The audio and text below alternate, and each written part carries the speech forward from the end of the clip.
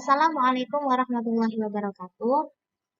Baik, kali ini kita akan belajar tentang materi bab 4 pertemuan ketiga, yaitu tentang syarat dan ketentuan khutbah, tabligh, dan dakwah. Yang pertama yaitu ketentuan khutbah. Yang ke-1 yaitu syarat khatib Jumat.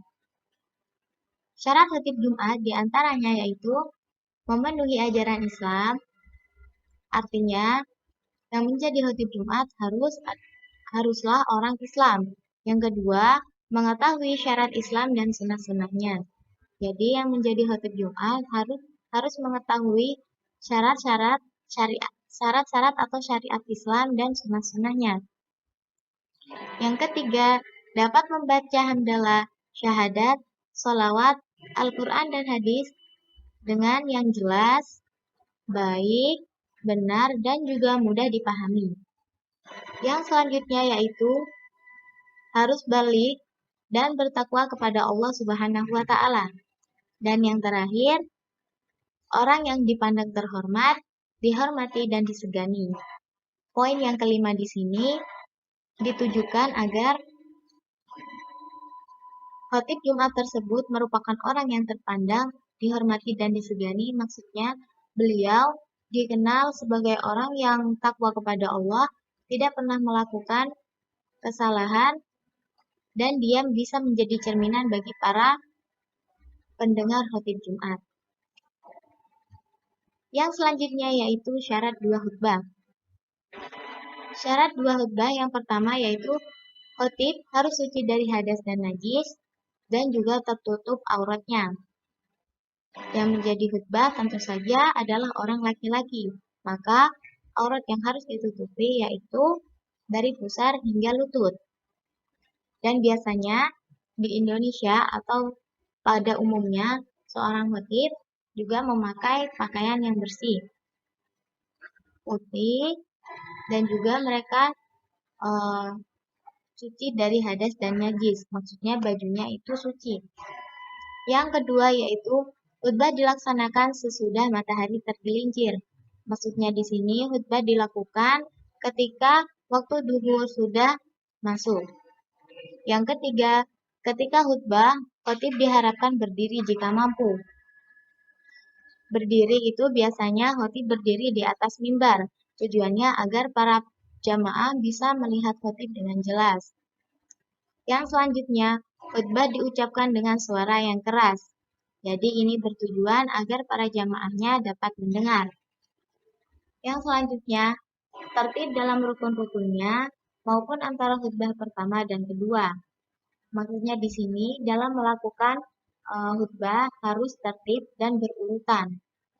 Yang terakhir yaitu ketika khatib berkhutbah, jamaah harus mendengarkan. Jadi para jamaah atau orang-orang yang mendengarkan khutbah itu tidak boleh berbicara sendiri. Yang selanjutnya yaitu rukun khutbah. Rukun khutbah yang pertama yaitu membaca hamdalah. Yang kedua membaca syahadatain atau 2 syahadat.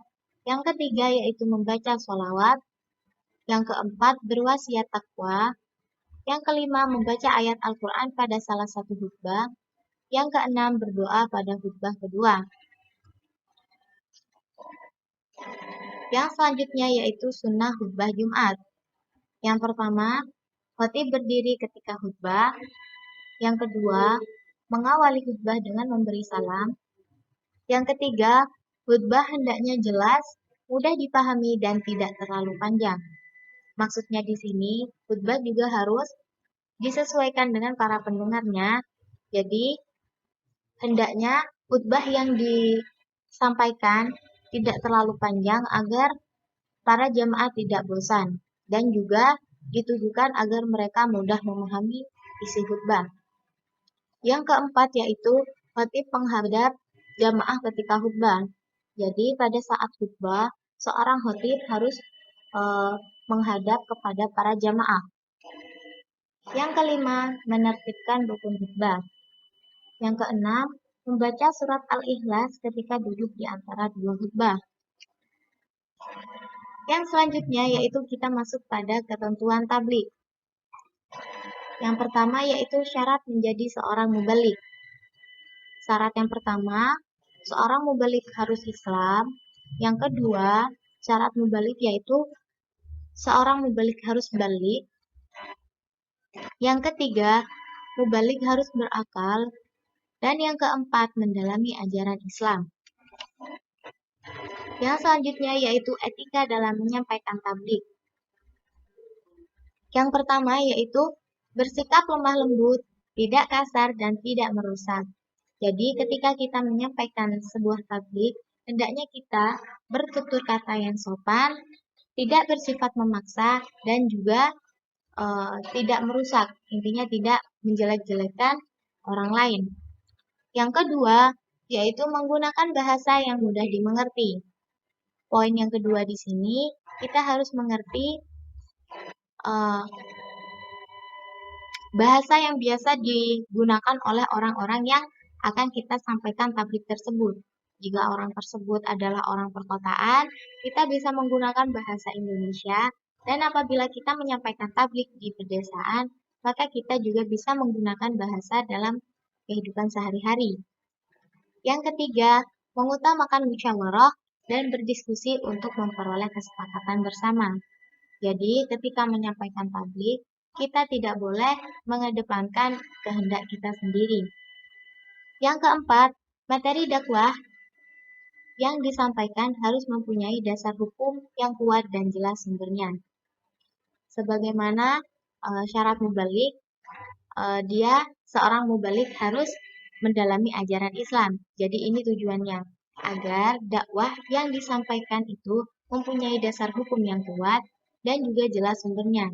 Jadi bertujuan agar seseorang yang kita sampaikan tabligh tersebut tidak sesat dan kita juga tidak menyesatkan orang lain. Yang kelima, menyampaikan dengan ikhlas dan sabar, sesuai dengan kondisi psikologis dan sosiologis para pendengarnya atau penerimanya. Dan yang terakhir yaitu tidak menghasut orang lain untuk bermusuhan, merusak, berselisih, ataupun mencari-cari kesalahan orang lain.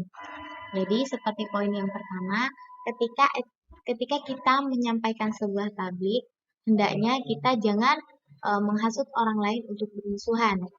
Jadi di dalam isi tabligh kita jangan membanding-bandingkan kelompok ini dengan kelompok yang itu. Yang seperti itu. Yang selanjutnya yaitu ketentuan dakwah. Yang pertama, syarat-syarat menjadi dai yaitu harus Islam. Yang kedua harus balik. Yang ketiga harus berakal. Dan yang keempat mendalami ajaran Islam. Yang selanjutnya yaitu etika dalam berdakwah.